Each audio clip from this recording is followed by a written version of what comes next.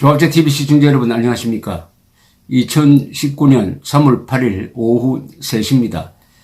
일주일 전에 있었던 하노이 회담 결렬 이후 문재인 대통령이 하는 정책이 제대로 먹히지 않고 있습니다. 오히려 반발이 심해지면서 국내외로 잘 풀리지 않고 있습니다. 내후 외환이라고 그래야 되겠죠. 그 주된 이유는 미국과 같이 가지 않고 반대 방향으로 오히려 김정은과 같이 가는 그런 모양새를 보이니까 국제사회에서 통하지 않을 뿐만 아니라 우리 국민들의 지지도 떨어지고 있습니다. 오늘 발표된 3월 첫째 주 지난 5일에서 7일 한국갤럽의 여론조사가 있습니다. 성인 1,003명을 상대로 조사한 건데요. 문재인 대통령의 국정평가가 잘 못하고 있다가 늘고 잘하고 있다는 줄었습니다. 잘하고 있다는 그 앞에가 49%였는데 일주일 사이에 46%로 이건 막 급락했습니다. 급락.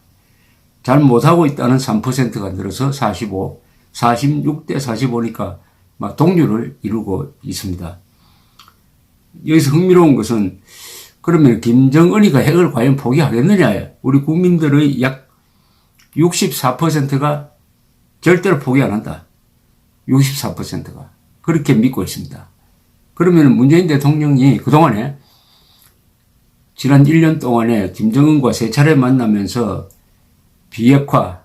북한의 비핵화를 약속을 받았다는 이야기를 했는데 국민들은 믿지 않는다는 이야기입니다. 문재인 대통령이 결국은 실패할 것이다. 그 말은 문재인 대통령이 말하는 비핵화는 믿을 수 없다. 이 말하고 똑같은 말이죠. 절대 포기하지 않을 것이다. 64%. 결국은 포기할 것이다. 28%. 압도적으로 문재인 대통령이 가리키는 방향으로 국민들이 바라보지 않고 있다. 이거죠.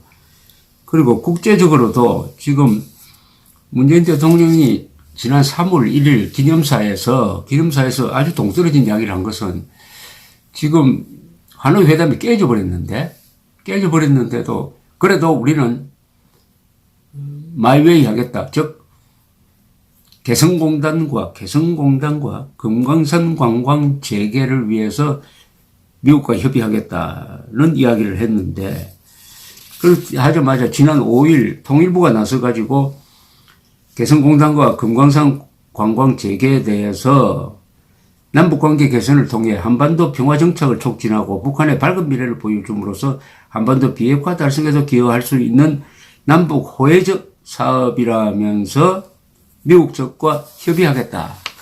이렇게 이야기를 했습니다. 이 개성공단, 역사를 잘 아시는 분들은 개성공단이 언제 폐쇄가 됐는지 아실 것입니다. 그게 2016년 2월 10일입니다. 2월 10일. 그 전에 북한이 핵실험하고 미사일 발사 실험을 하니까 우리 정부도 고심 끝에 폐쇄 결정을 했습니다. 가동을 전면 중단시키는 결정을 했습니다. 왜냐하면 국제사회가 유엔을 비롯해서 국제사회가 거기에 대해서 북한에 제재를 가하는데 가장 큰 피해자 격인 한국이 동참하지 않고 우리는 계속 개성공단 돌려서 북한에 돈 대주겠다 할 수 없는 거 아닙니까? 그때 개성공단에 약 5만 5천 명의 북한 사람들이 살고 있었습니다. 그리고 연간 생산액이 약 5억 내지 6억 달러 되었습니다. 아마 임금은 1년에 한 6천만 달러가 들어갔을 것입니다. 그런데 그 대부분은 노동자에게 들어가지 않고 북한 노동당이 가로채버립니다. 이 개성공단은 그래서 문제죠. 여기에서 만들어진 자금이 핵 미사일에 쓰이고 더구나 노동자에게는 제대로 가지 않는다. 이게 노예노동입니다. 노예노동. 참다 못한 우리 정부가 2월 10일 날 가동을 중단시켰습니다. 그리고 금강산 관광은 2008년 7월에 박광자 씨가 바닷가에 나가 있는데 등 뒤에서 총을 쏴가지고 죽였어요. 관광객을 등 뒤에서 경고도 없이. 그래서 우리가 중단시킨 것이죠. 불가피했습니다. 어떻게 보면 참 중단시키고 싶어서 중단시킨 게 아니라 상황이 그렇게 만든 것입니다. 그런데 이 중단시킨 것이 무슨 죄나 되는 것처럼 통일부는 이 정권 들어서자마자 통일부는 개성공단 중단 결정에서 절차를 제대로 밟았는데 밟지 않았는데 그런 보고서를 내서 마치 이게 무슨 불법적으로 이루어진 것처럼 몰아가려고 하다가 미국 쪽에서 우리도 한국의 개성공단 가동 전면 중단에 찬동하는 입장이었다라고 이야기를 하곤 했습니다. 자, 이번에 이렇게 대통령과 통일부가 나오니까 또 답을 내놓았습니다. 답을 어떻게 내놓았느냐. 미국 정부가 답을 내놓았습니다. 미국 국무부의 고위 관리라고 그랬는데 고위 관리가 누군지는 언론이 밝히고 있지 않지만은 어제 미국 국무부는 이 한국 기자들과 만나서 비공개 이름을 밝히지 않는다는 조건으로 몇 개 설명을 했는데 제일 중요한 게 이겁니다. 개성공단 미 정부 당국자는 개성공단과 금강산 관광에 대해서 미국이 제재 면제를 검토할 수 있느냐는 질문에 안 한다라고 잘라버렸다고 했습니다. 안 한다. 한국 언론의 보도입니다. 안 한다. 안 한다고 딱 잘라버렸으니까 뭐 더 이야기할 거리도 없습니다. 지금 하노이 회담 이후부터 미국의 움직임은 이제 북한이 이번 회담을 통해서 두 가지 약점을 노출시켰습니다. 하나는 북한이 가지고 있는 이 핵 협상에 임하는 태도를 다 보여주고 말았습니다. 자기가 가지고 있던 카드를 보여주고 말았습니다. 그 카드는 이렇게 되는 거죠. 이것은 핵 폐기 협상이 아니다. 북한은 핵 보유국 입장에서 미국을 상대로 핵 군축 협상을 하겠다 하는 태도를 견지하면서 최종 목표는 한반도의 비핵지대화라는 말을 통해서 미국의 군사적 배치를 없애버리겠다. 그걸 최종 목표로 가고 있다고 선언을 했습니다. 이용호 외상이 그런 이야기를 기자들에게 했어요. 우리 최종 목표는 바로 그런 군사적 문제 해결이다. 군사적 문제 해결이라는 것은 한미동맹 해체, 주한미군 철수, 해구산 철거, 전략 자산의 한반도 배치를 못하게 하는 것. 이게 북한이 노리는 겁니다. 우리의 최종 목표는 그쪽으로 가는 것이다. 그러나 중간 단계에서는 서로 단계적인 상호 조치가 있어야 된다 하는 그런 입장임을 분명히 했습니다. 그리하여 자기가 가지고 있는 카드를 내놓고 거기에 대한 트럼프의 대답은 우리는 그런 협상할 수 없다. 핵 폐기 협상이라 해야지 핵 군축 협상하면 안 된다. 그리고 북한을 절대로 핵 보유국으로 인정해 줄 수 없다. 미국 입장과 북한 입장이 딱 정리가 된 것이 큰 소득입니다. 사실은. 두 번째는 북한의 약점을 스스로 노출시킨 것은 제재에 목을 메고 있다는 사실입니다. 제재 해제에 목을 메고 있다.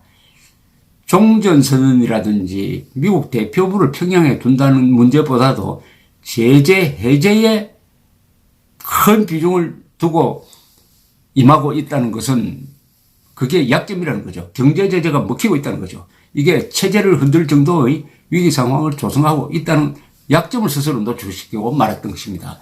그러니까 그 다음날부터 존 볼턴이 공개적으로 나옵니다. 제재를 더 강화하는 쪽으로 나옵니다. 뭐라고 그러느냐. 우리가 북한에 핵 문제만 제기한 게 아니다. 핵 문제 말고도 생화학 무기, 즉 독가스와 세균 무기, 그리고 북한 인권 문제, 미사일까지 다 제기를 했다. 그러면서 앞으로 제재를 최대 압박, 맥시멈 프레시어 전략을 더 강화시켜 나가겠다고 했습니다. 더 강화시켜 나가겠다. 그러니까 배와 배들을 대놓고 기름 옮겨 싣는 거 이런 것도 더 감시감독을 철저히 하겠다는 겁니다.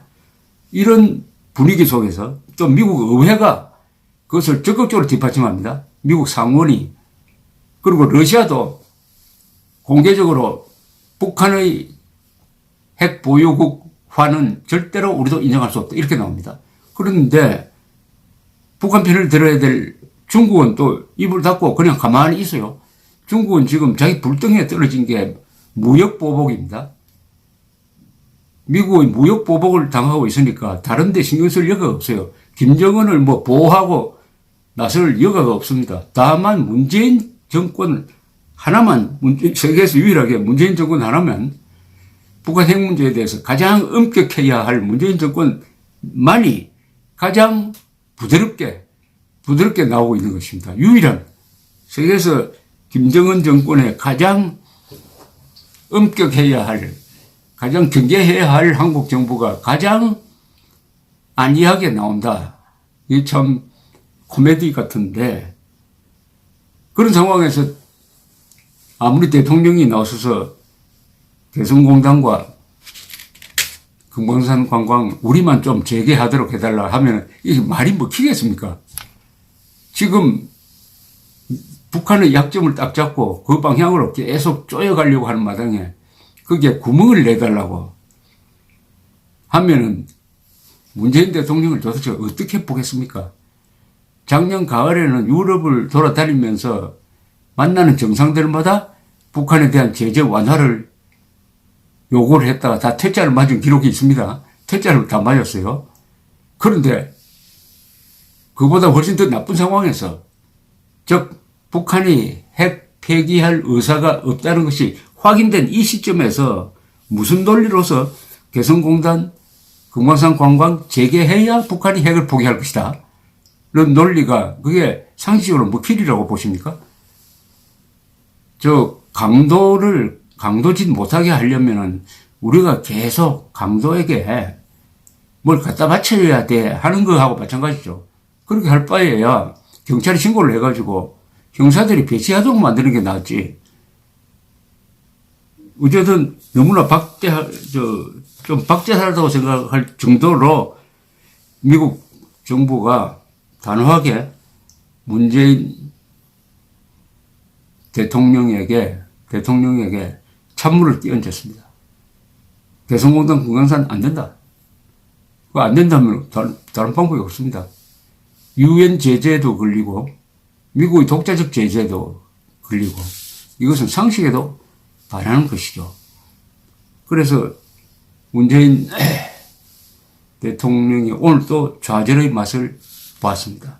연일 김정은 편에 서니까 연일 이렇게 당하고 있습니다. 연일. 그건 너무나 당연하죠.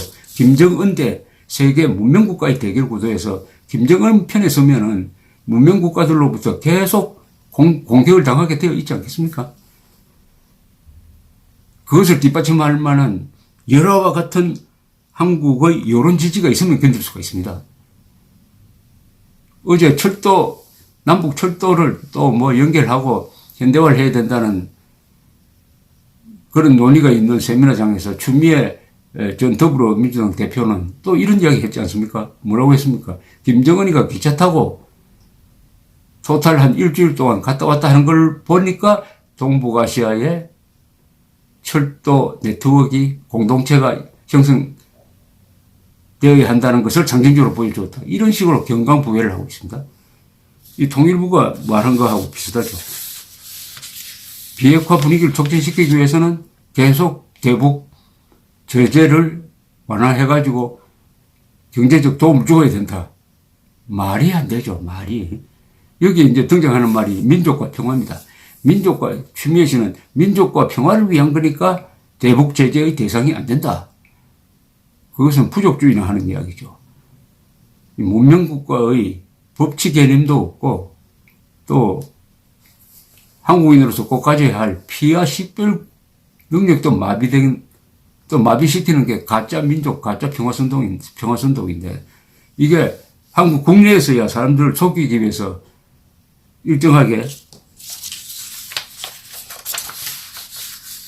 영향력이 있을지 모르지만 오로지 국가 이익과 실력, 군사력, 경제력, 외교력이 통용되는 국제사회에서 그런 논리로 미국을 설득해가지고 개성공단 금강산 할 수 있게 하고 코로나로 몰린 김정은에게 탈출로를 열어주는 그런 짓을 미국이 할 리가 있습니까? 이 시점에서 제발 이제 그런 한국을 우스꽝스럽게 만드는 그런 제안은 하지 말고 문재인 대통령이 이제 유턴해 주기를 바랍니다. 문재인 대통령이 유턴하지 않고 곧장 가버리면 기다리고 있는 것은 벼랑입니다. 막다른 골목입니다. 충돌사고 나든지 추락사고 나게 되어 있습니다. 감사합니다.